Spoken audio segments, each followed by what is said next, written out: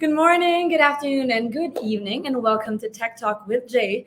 Thank you again for tuning in wherever in the world you are watching this from.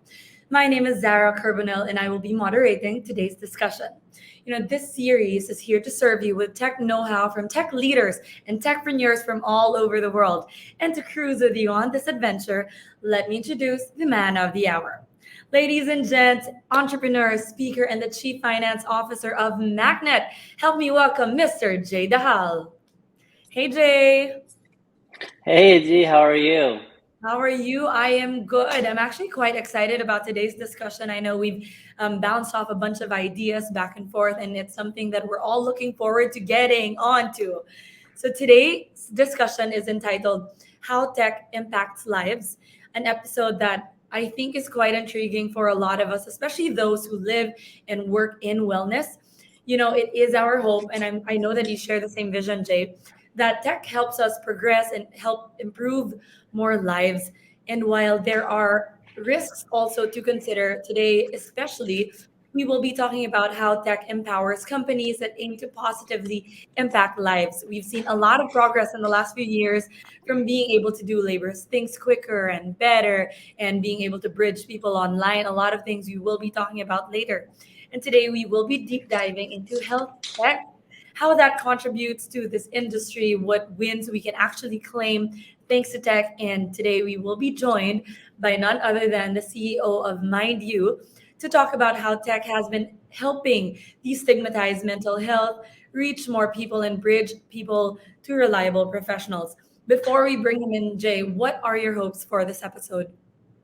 Yeah, I think we talked about fitness in the last episode, and then we're talking about mental health today. I can't be more thankful for this topic, Zara, because this is so important for me, and this is something that I really, really care.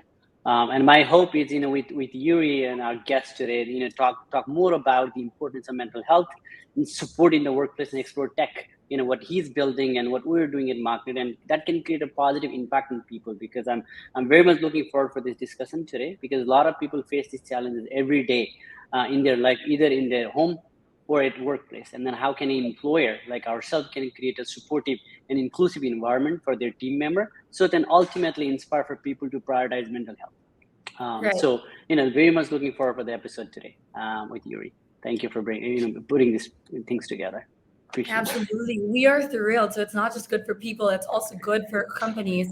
And extra special because May is Mental Health Month. And this is, I think, the Yes. perfect way to cap things off. Okay, I know we're excited. Let's get to it. Let's get to know our special guest for today. Our special guest, ladies and gents, is a passionate mental health advocate, a suicide survivor, and the driver of Mind You's mission in transforming the landscape of mental health and raising minimum standards across the mental health industry. As a suicide survivor, he now shares the same mission and vision as Mind You, which is to destigmatize mental health all around the world, increase access to quality therapy nationwide, and to reduce costs for sessions so that more people can have access to affordable mental health care. Everyone, please welcome on stage the CEO of Mind You, Mr. Yuri Marshall. Hi, Yuri. Hi Welcome to Tech guys. Talk today. Hey Thanks for Yuri. We're so glad that you can join us. How are you? How is everything going out there? I'm good. I'm coping well. I'm managing. I think in the spirit of vulnerability, I have a lot of pressure, to be honest. Just lots of stressors. But I just came from the gym this morning, so I'm in a primed mood. I'm ready for this chat. Nice. I'm ready to keep it real and kind of like talk about, what's the future of telehealth or tele wellness is which I prefer Mm, to refer to it. So yeah, I'm looking forward to the conversation today. absolutely. We're so excited, Yuri. Again, thank you so much for accepting our invitation to be here.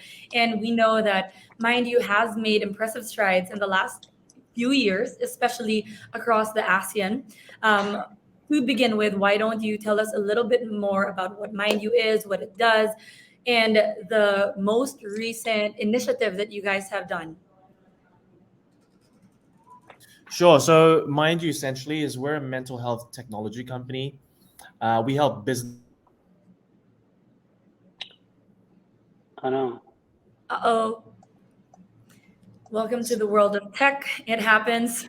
It's okay. There, you're back. Okay, here you go. You're back. We can hear you. Okay, I don't know where I left off, but I'll start again. So, Okay. mind you, we're a mental health technology company. We help businesses, we help government, we help insurance companies, and we also help the general public. So, we've got a very wide scope of how we assist essentially the country. Our focus is the Philippines, and we're absolutely obsessed about how to help the Philippines and mental health over the next 100 years. So, our mission spans the next few generations. And I do understand, Yuri, you've launched a B2C version of Mind You. How's that coming along? So we are in soft launch at the moment. So you can find the Mind You app on both the Apple Store and the Android stores. So right now we're in soft launch. Feel free to go check it out. But we're essentially taking feedback from the public. We know that it's not going to be perfect. We're a startup, so what we're trying to do is really learn about what people's needs are, what the challenges are with them interacting with the technology, and then how can we iterate the technology so that we can serve people better. Right. And the QR that you see on your screen actually is a link that goes to one of the initiatives that Mind You has. You guys can check that out and know more about Mind You from there. All right. So now we have better context of what Mind You does. We've seen how tech is able to empower companies. And as you've mentioned, there are a lot of things that we can do around the space. We've seen it empower social enterprises, SMEs, and just organizations that strive to make an impact. And ultimately, our goal in tech is to be able to inspire more of these. We've heard what Mind You does, how it makes life better for people and companies. Now let's hear from Jay. Of course, we know what Machnet does, but we do want to see and hear the POV of where do you think Machnet, what do you think the role is of Machnet when it comes to impacting lives? Yeah, so absolutely. After hearing from you, it's 100 years, next generations for generation people to do more on their mental health. It's amazing passions that I can really hear from Yuri. So thanks for sharing that. I think both Mind You and Market kind of are driven from a shared goal of using technology to make positive impacts on people's life. I think again, Market is in a completely different vertical. We're a cross-border payment ecosystem that leverages tech to build a very inclusive environment for companies on a B2B space to access the global payment ecosystem. That's one part. But jumping into people perspective at Market, I can tell you, first time when we really thought about mental, I'll be honest, was during COVID pandemic. We recognized the importance of mental health first time because everybody was working from home. People were they were not 100% productive. People were going through a lot of things like the world did, so we're no different. We took a very proactive steps to ensure our staff get access to very specialized mental health support and establish 24-hour hotline communication, everyone who can express their concern. So you have a staff on duty so that they can talk to them, ask questions. And at that point I realized how firmly we should believe on the company's success relies on building this foundation or culture behind mental health of their own people first, right? So that's one part. And then with the very sound mental health, the company can flourish and the productivity is gonna go 10x. And that's if you don't do that, we're bound to suffer. It's very intrinsic, I think. So we didn't integrate technology. And after learning about Mind You and how you guys got embedded into the system directly where people can access, I have more thoughts on how can I leverage tech now. Hopefully you guys will go out from the Philippines and then spread this in a tech to the entire world so we can consume it.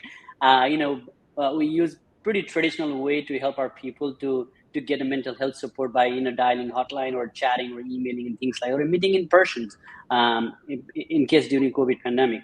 That's one part that's going directly into Machnet, people's perspective on how we're helping making lives better for people at Machnet in general.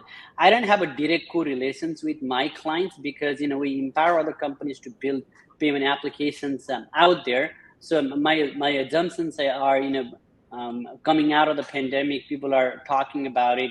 The startup like Mind You as kind of crafting these massive technology to help people to do better with their lives because mental health is a real issue. And I think we should be talking about it, raising awareness. So I'm actually happy. Hopefully someday that we can integrate tech at Machnet to cultivate this culture of awareness so that people find necessary resources into their embedded system, so they don't have to go outside of the system to get this kind of help, which is very necessary for productivity and overall success of Machnet. So that's where I put Right. it. Right. And I think one thing that both your companies do well is focusing on building relationships. I know that Jay always says they work on API, they work with brands and clients as well, but they also work a lot with families indirectly. Especially remittance is a cornerstone of economy, especially in Southeast Asia. And I think this is something that Yuri also knows. Like living in a country in Southeast Asia, we see it. There are many boutiques along the sides of the streets where people actually line up and wait for money from people from abroad. And with Jay, I feel like if you see the direct impact of that in families and the lives of people that you help, you then see that there's much in common between Mind You and Machnet, especially that money slash finance is also a factor, I would say, of mental health. Yeah. What would you add to that, Yuri? I mean, I know that you guys have done extensive research on all the factors, but have you seen anything around how finances play a part of it? Yeah, sure. At Mind You, we adhere to the biopsychosocial model of behavioral health, which is the larger term. I think mental health is a term we still use here in the Philippines and in Asia. But if you think about behavioral health, it's more manageable, because if you can measure a person's behavior and see the behavioral change over time, that's really where you can see change occur. So finance is one of those items that falls within the biopsychosocial model, because sometimes people live from paycheck to paycheck, and that's the environment that they live in, and that affects their mental health. It affects their daily stressors. It affects their relationships. People can fight about money. People can feel sad about it. People can feel happy about it. And so when you realize that your emotional health is attached to all of these other areas of life, your finances, your biology, your physical health, your relationships with your workers, right, or your colleagues, because people spend half of their life at work, right, and they don't realize That's that right. these are very important relationships. And a lot of people talk about productivity and output and attrition, but essentially is what we're advocating for is emotional health. How do you maintain really great relationships with your colleagues, also with your family and friends around you, and how can you be more aware of just your daily lenses of life and how it affects your emotions on a daily basis. And finances is a huge contributing factor to people's emotional wellness. So if you can have a better grasp, better control and management of your personal finances, then that'll obviously have a positive impact on your emotional health. And it goes the other way around as well. If you can also face your problems with a more positive, healthy, emotional mindset, then you're probably going to be moved into action versus being stuck and not wanting to face the challenges ahead of you. So it's important to kind of view it from both ends. And with Mind You, we always seek to provide the education. We provide content that allows people to self-learn, or if they want to be pushed, they can talk to somebody. If they want to be coached, there's many ways that it can be attacked. Very interesting.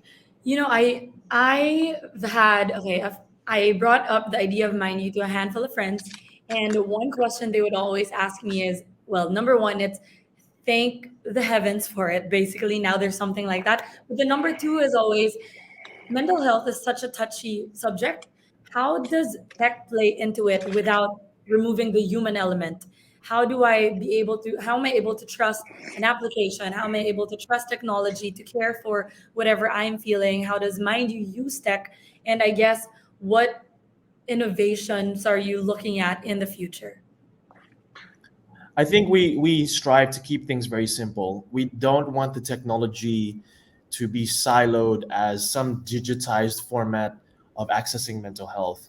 What we try to do is we try to create a healthy marriage between tech and human dignity, humanity. So we don't actually extract the human element from the technology.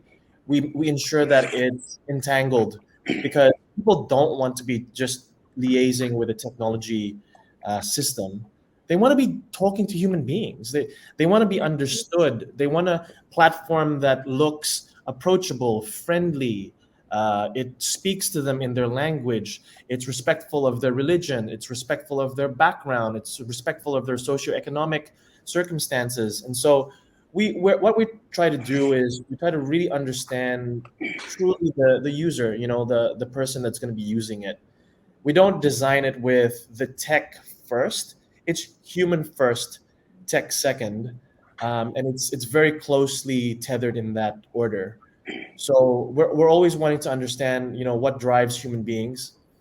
And now that AI has hit the scene, there's a huge topic at play, which is AI going to take over? Is it going to put people out of work? And there's a little bit of anxiety that's being caused surrounding that topic, right? But for us, we're really now looking at AI and going, how can that facilitate and augment technology so that humans can thrive, right? And so it really now has to be a topic of ethical AI integration into technology. How can we ensure that we don't lose our ethics and morality when we start integrating AI into our technologies? And we cannot lose our humanity. We have to always be human first, humanity first, human dignity first, and not lose sight of that. And all of the commercials, all the economics should follow that, right? And that's how I see technology and humanity moving forward together. What about for you, Jay? It's such a powerful statement, Yuri, that you talked about. I kind of remind me of Steve Jobs building tech. You build a product user experience and you go back and build the tech after, right? I think what he mentions about it's human first and tech after, right? I think this is really powerful, to be honest. And then I couldn't agree more. And it's true that the rapid advancement of technology these days has the potential to automate anything and everything in our lives. And that raises a huge concern about, is there is a loss of human connection today? Because are we going to lose a sense of humanity because there's so much text going on, and with the AI buzz these days, that are we going to, like you said, the anxiety of am I going to be able to do something because the AI is going to replace me, the robot is going to do my work? So I think there's a huge gap today that needs to be filled in, and this is where mental health is going to be probably going to take a major step to help people kind of unleash that anxiety. I think that's really, really important to be from my perspective. But I think you kind of nail it that it's always human first, and I think we also need to recognize that the technology serves as a tool to enhance us, not to replace the human experience, right? It's always going to enhance our ability to do better things in life, but it is never going to replace the human experience, because I didn't think robot will be. I mean, there's a bit of an anxiety how neural link is going to start testing a human being. The FDA just approved that last week, right? If you can think about it. But again, there's a little bit of anxiety when every social media news comes out and people will start thinking like, oh, what will happen to me? And then hopefully things will not get misjudged down the line. But the human element has to be embedded into any technology that's built in, so that there's an empathy and consideration for human needs out there, right? This means, can you incorporate better human user experience built into it, so there is a continuous I can't even speak that, soliciting of feedback from the users, right? You go back to the user and ask them questions so that you can build the technology that aligns with the values of people and with their desires, so that you can build a better tech, so that it ensures that people's need and demands and their human element is not lost out there, so that you can cultivate that culture out there. So I think it's important to educate the people and the potentials of drawback of technology, at the same time without touching a human need, build the technology around it. So I think that's what I think. But what the important part is human first. I think that's what I would approach too. Yeah, the interesting part, I think, of both your answers is that tech isn't just a bridge for one human being to build a relationship with another, but now I'm seeing that there is a literal direct relationship between tech and you being human, and I feel like that's a relationship worth cultivating as well. My next question is, I love challenging people and putting people on the spot. Fine. So, being that Jay, you're in fintech, you're in health tech, and we know that there is some sort of relationship underlying these two industries. I just want to challenge the both of you to think of how do you think both these platforms can work together if any crazy ideas pop up, can work together. What solutions do you think you can do to assist each other with your goals, even to be able to provide financial education and resources to individuals, especially with mental health concerns? Yeah, no, absolutely. I think great question. I think I'll go back to what you're saying earlier about how people stays in the line to take remittance money for their livelihood, right? So I think Right. maybe stepping back, what Machnet does is, we have built a technology to enable other businesses to build a cross-border payment applications, either mobile app or website, so people can send money either for remittance that the immigrants, parents or brothers, sisters, whoever earn money and send back home for various purposes, for education, loan, for family need, or for hospitals, for bill payments and whatnot. Or it could be something like paying global workforce, where you have a outsourced company in the US and you wanted to get paid in Philippines or Nepal or India or Pakistan, whatever, right?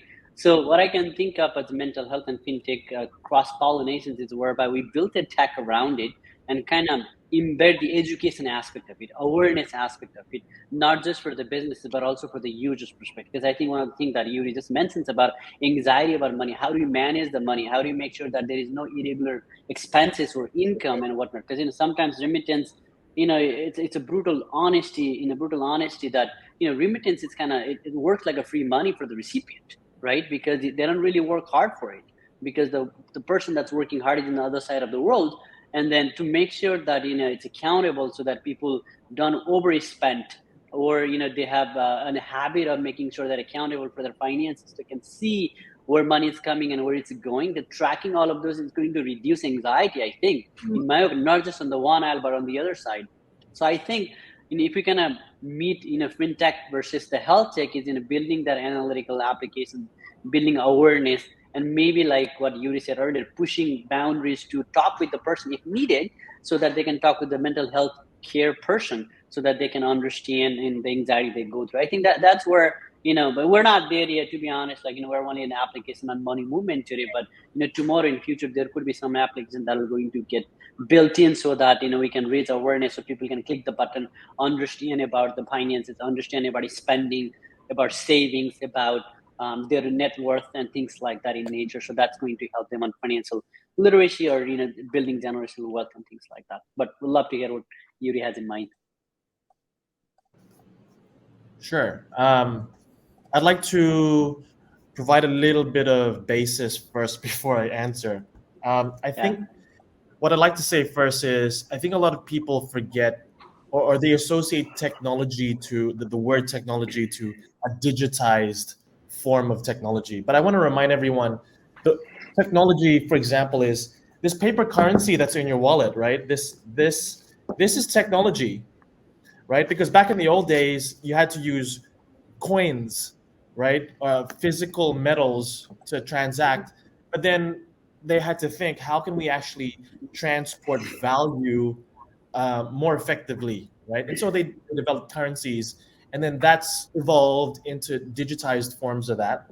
And fintech is continuing to evolve. You got blockchain technologies now these days, right? Yeah. And so just keeping that in mind, that fintech is the movement and the technology to move value right around, and the more efficient that you can be, transferring value around the planet, from person to person, organization to organization, you just have a better flow, better economic flow, both macro and micro. So I think that the component that needs to piggyback on that evolutionary technology pathway is education, right? Because that's what's missing. And I think that the main pillar for most fintech companies is what I said previously, is to facilitate the movement of value in the most efficient way possible. Now, if there is a way where some fintech companies can develop another pillar or another mandate of their business, which is education, then that's where we can see where we can start to help communities and individuals, right? So I don't know whether maybe an idea. I'm not in fintech, right? I'm just in the mental health side. So just speaking as another fellow human being, if there was a fintech technology that you received money and maybe the user, the UX design said, do you want to put 5% aside to save right away? I mean, if that was a good user flow, I mean, that's something that I could tweak. Maybe people could go, oh, maybe 6% is what I want to take away from every single incoming flow of money, right? Because asset allocation is something that is not taught, right? I learned about asset allocation through my personal development with Tony Robbins, for example. He's got courses called Wealth Mastery, Business Mastery, and he talks about asset allocation. Things that are very low risk and secure, things that are moderate risk, and things that are high risk. So you can manage how you allocate your resources across all of these buckets.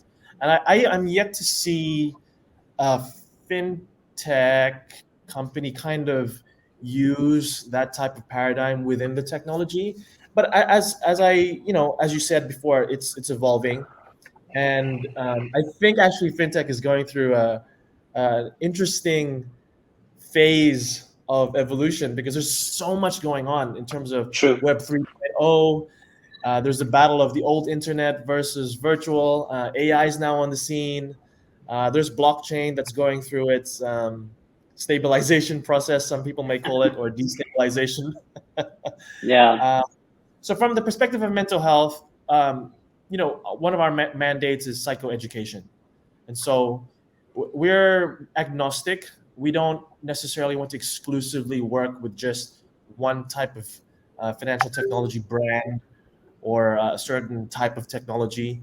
Our mandate is obviously to work with everybody. Obviously, keeping in mind that we want to assess people's ethics and morality with their business as well, because that's an issue, right? Right now, it's kind of a challenge to vet what type of business partners you want to associate yourself with. Those that really have a long-term vision, those that really care about humanity, those that really go through the tough times. And this is the thing with mental health. People can either hide behind the blanket of mental health or they can use it to become more resilient. So for us at Mind You, we don't just talk about vulnerability and safety. We also talk about strength, courage, resiliency. We are actually in, if you think about the seasons of economies and the seasons of human development, we're going through winter right now. Right, the whole planet is going through a global recession. We're going through challenges. It's winter season, and usually during winter season is the time to actually conjure the courage to become more strong and resilient, to face challenges face on. We call this fear exposure, right, or fear adaptation. This is the type of biopsychosocial education that we want to start proliferating basically through communities. That's essentially my take on it, and I think education is the missing part. I totally agree with the both of you, and I think Jay, we've had this conversation previously where things like this could be given as a gift. Also, imagine every time, for example, every time I would remit to a person across the world X amount, my reward could be I get a free mental health session that I can gift to someone via Mind. I don't know, something like that, right? And I know that we've spoken about this idea time and time again. And I love the education aspect. I feel like it also makes sense given that, remember, Mike from Fitdscovery had also said, there are 3 big pillars that are now driving companies and brands forward. And that's community, education, and content. Things that used to just be very Instagram worthy, but now companies are seeing a lot of value on. And that's something that we can also look into. Plus the tracker that you mentioned. I think this has got to be a creative way of putting it. I think Yuri also knows that one of the resolutions I've jumped into in 2023 is really to start tracking finances, figure out how much to allocate for expenses, how much to allocate for savings, how much to allocate for just buffer money, runway money for whatever the heck I might want, right? So I feel like we were actually educated in a way that does not intimidate us to talk about money, especially in conservative countries around Asia, where money is actually something you don't talk about out loud, or people get shocked when you say there's X amount coming in, what do I do with this? People are panicking. Like, why are you telling me how much money you have? When in fact it should be an open conversation, because how then do we get better if we don't talk about it? Which is also why it causes mental health struggles, because we're all expected to not talk about these things out loud, even with our friends. And I feel like Yeah, that itself is a gap that can be solved with both your platforms. Okay, so what I do want to jump into before we wrap things up is we've been hearing the buzzwords of AI and machine learning, and I want to hear from the both of you. Where do you think that place in fintech and in health tech? Like, what role do you think these two play in predicting, probably preventing mental health crises, if any, even in fintech? Where do you think this plays out? yeah. I mean, I can go first. I think there's a lot of things yet to be seen, to be honest, in AI and machine learning, because there is a significant potential as I learned this on predicting and preventing mental health crisis. I think one of the biggest thing these days, like everybody, even my parents, like they are in 60s, but they are spending a lot of their time on Instagram or TikTok and whatnot, right? Because their attention, there's like 8 second attention spam for anything they look for. So I think, if there is a way to early detect and assess the mental health crisis on people, I think that would be amazing. So AI algorithm can analyze a large amount of data, including social media. That's, I think, the biggest thing, where looking at their YouTube shorts, Instagram reels, or TikTok videos and things like that, and signal their psychological changes and identify any patterns around that, and then see if there is any mental health concern. I don't know if Yuri and your team is already doing this kind of stuff. Would love to hear that. By early warning, it's going to help a lot of cost on people's lives. I think monitor is probably even secondary in my opinion, because this is a real issue. And then if we can timely intervene that using AI technology, I think that would be amazing. And the other thing is, it could also be very personalized intervention, where AI power system can deliver personalized intervention directly as a support system. You know how we talked about, you have this hotline that we implemented in Machnet during COVID, or now, what Yuri is doing on their, whole entire system. People can access awareness resources where they can read, watch videos, or talk to a person to get care. Can the AI power system can automatically intervene if person is going off track, and have like a support based system by analyzing the data of their history of their things they do on the internet, right? So, or it could also be a recommended help where they can get self-care resources, or even a virtual therapist these days, a metaverse and something of that nature, right? These days. So I think it has a huge impact, to be honest, but I don't know if there is a lot of work that's already been done there. I mean, I'm sure there is, that I'm not aware. Maybe Yuri can probably also help us understand, but there is a huge real real use case out there that can be built in early detections and risk assessment to help mental health Right. crisis, in my opinion. Right. I mean, Yuri, before you jump in, I do want to share. I know that there is a soft launch on a feature on Instagram. It has not been rolled out in Asia, but across the Americas and in Europe, it already exists. You can personalize the screen time limit that you want, scrolling through Instagram, for it to pop up to say, hey, you've been here for like 2 hours straight. You might want to take a break. There's a Yeah. breather option, and there's a would you like to I think there are three de-stressors that you can choose from, right? Like listen to music, do a breathing technique. I forget the third one. And I think this is actually a stepping stone that maybe, mind you, can, develop further for Asian countries. Another feature that has been helping myself personally, given that I work in tech and I'm always on my gadgets, love and hate it sometimes, but iPhone has now a feature that can filter out notifications that are unnecessary in between specific hours. So if I say I'm on work mode, I will only allow XXX people to call me, only allow XXX people to send me a message, and turns off notifications from all other apps, unless code word like SOS something Great is feature. Great feature. right. On I yeah, it's a focus love mode. it only because Amazing. yeah, during the pandemic, I've had to turn off my phone or put it on airplane mode from 9 p.m. until 7 a.m. because I've had clients calling me in the middle of the night asking for an answer urgently. And I'm Yeah. all the way across the world, and it was so stressful. And I didn't, at the time, I was new to this life. I didn't know how to say no and say, yo, it's 3 a.m. Can I sleep? Um, but yeah, I mean, these are little things that I think have made bigger impacts on digital professionals like myself. But I do want to hear what Yuri has to jump in on this and what you might want to contribute to that conversation, because I know that Mind You works also a lot on the digital life of people, employees, etc. Yeah. Sure. I acknowledge these are great features, right? And that's kind of like embedding it automatically in the technology, right? The breathing element, take a break. There's obviously decades and decades of science behind all of that, breathing, meditation, those sciences. So it's phenomenal. And going back to the question, Mm. what role AI and machine learning can play.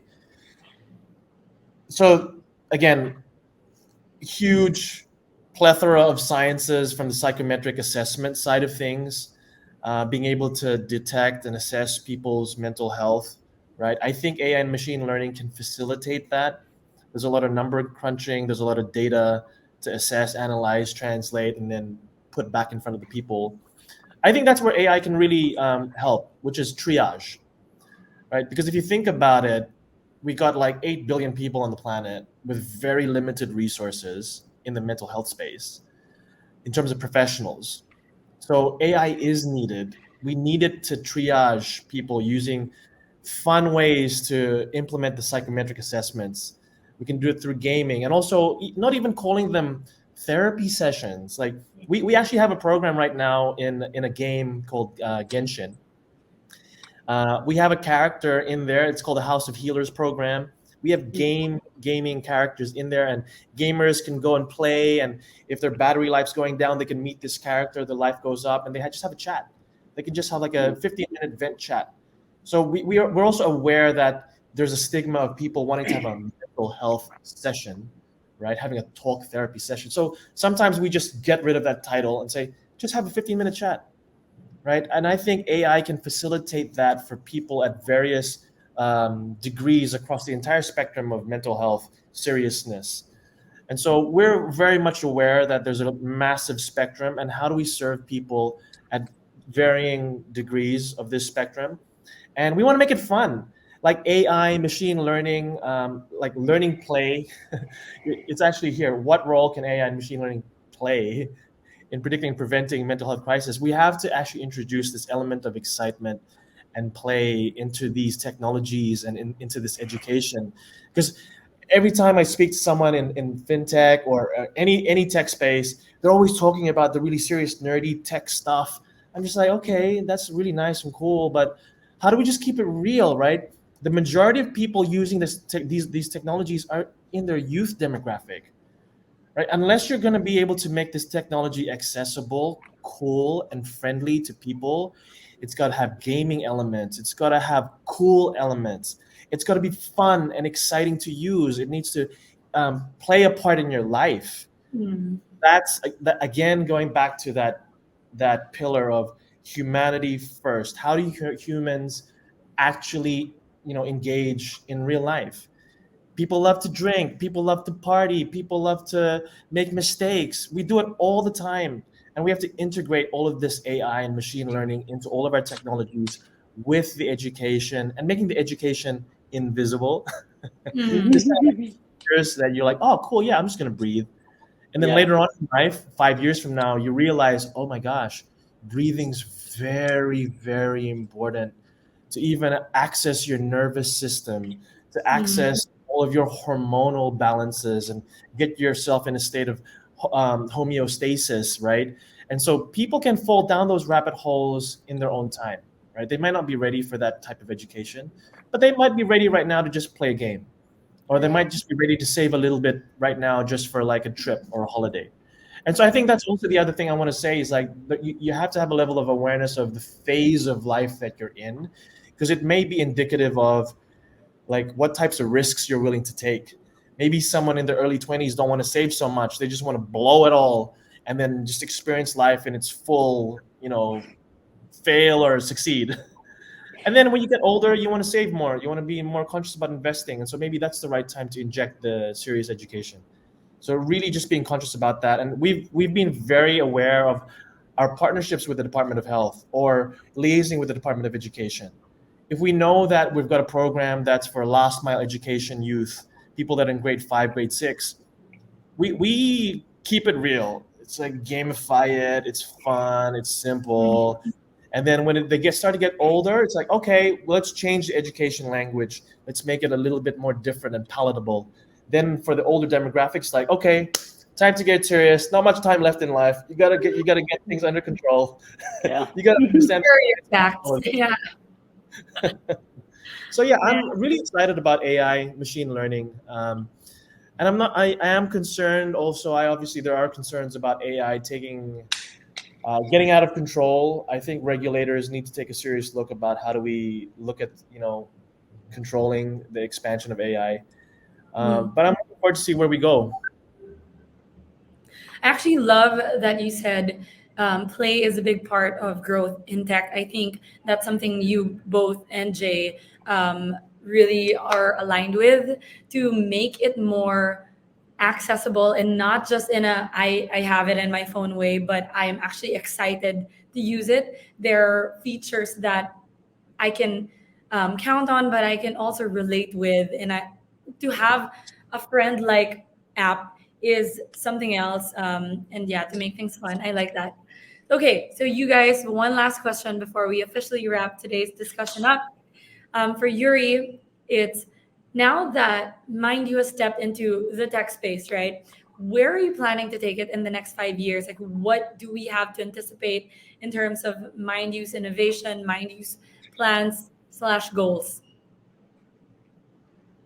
I think over the next 5 years, which is probably a good snapshot to look at, you got the global recession happening. Philippines is ramping up its human services, right? BPOs hiring like crazy. We're going to be helping the rest of the planet essentially with the human workforce side. So we're really, really focused on helping working communities over the next 5 years. We're also focused on our education efforts. So Department of Education, Department of Health. We're looking to educate the youth because as soon as this next 5 years are over, everyone that's in late high school going through college, they're going to be the next workforce moving forward, right? They're going to be the next line of leaders. And so they need to learn how to be resilient. They need to learn how to face challenges. They need to have better fear exposure and fear adaptation, things like that. So education is very, very vital for us over the next 5 years. We want to partner with other companies that really have that heart-centric approach as one of their mandates, and not just a commercial enterprise. Because we're in a mode of investing right now. We're going to be investing into all of these areas for education and partnerships versus really trying to make a profit. Obviously, profit is very, very important for sustainability. It's got to be part of your plan. But we're in investment mode right now. So over the next 5 years, it's education and also trying to learn really what humans are going through right now. I think a lot of businesses make the mistake of looking at data that's like 3 years old, even just 2 years old, right? 2-year-old data these days can really impact you if you're just going to take it on face value. You really have to, put your ear to the ground and really listen to the users, listen to the customers and what they're saying. You've got to be able to pivot, iterate, and adapt right away your technology because technology is expanding so quickly. And if you don't listen to your customers, you don't listen to your users, you can very easily disappear. So that's our focus: working communities and education with the youth for the next 5 years. Gotcha. Well, we are very excited to see Mind You move that forward in the next few years. For Jay, I do understanding that fintech can be a big solution for mental health as well. How do you think then Machnet can co-author solutions that might be able to help health tech reach more people and faster? Yeah, so I think we are currently serving clients in about 13 different countries, I believe. and it's growing rapidly. If I look at for the next several years, I think we're already working on it unknowingly or maybe knowingly, because a lot of the things that we talked about in this pod today is about raising awareness and giving a metrics in the hand of the users. And that's the type of method that we're utilizing, whereby either our clients or the end users can see the metrics of their financials on a real time basis, not a still date, on a real time basis. That way, they can make a very sound decision for themselves. I think, and we can't do everything at Machnet because we're B2B focused, but what we can provide in terms of solution is provide those metrics for their individual users and businesses, so that they can make a sound financial decisions, either accepting remittance or accepting payrolls from global companies. Like you mentioned about BPOs in our companies, power companies, to get paid for freelancers around the world, whereby they make money, they can have that individual dashboard, how much it's coming, how much it's going. So giving this less financial anxiety is going to help them indirectly on their, or maybe directly into their in their mental health on a financial perspective. So I think maybe the takeaway from this part could also be adding some knowledge base for mental health. So I'm going to check out more Mind You knowledge base, where if it's publicly available, see if we can even utilize those to embed on some of our resources or tech stack, so that we can provide a lot of the information for free, so people can read about it, understand about it, maybe kind of localizes for the various nations that we're exposed to.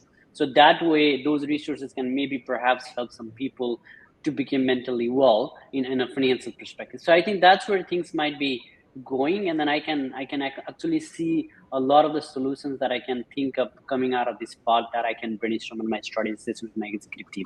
I think it'll be a lot of the things that's worth building for future. Right.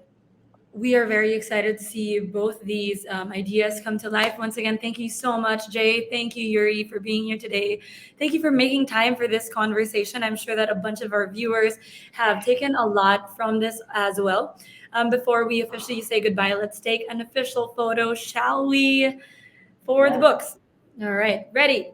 1, 2, 3, smile. Okay, safety. 1, 2, 3, smile.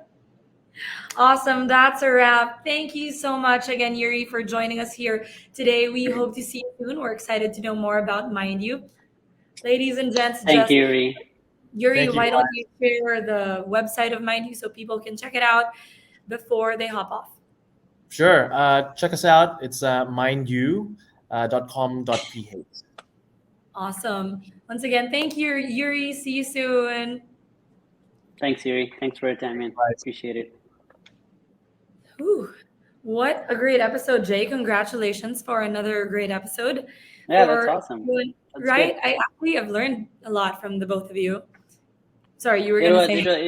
it was a lot of insightful information, to be honest. I think a lot of people talk about and make things really complicated in terms of mental health, but I think going back to the basics of just building awareness is probably the most fundamental thing people should be thinking. It doesn't have to be what AI is doing or ML is doing, or what people are doing and whatnot, but I think just helping them to understand, make them aware, and building bridging a gap of resources for people to talk about. I think that is going to probably solve a lot of the problem today, and it probably gets complicated down the line. That can be solved later, right? So I think a lot of good takeaways. Putting human first. I think that's the biggest takeaway that I can take it out today from Yuri's talk.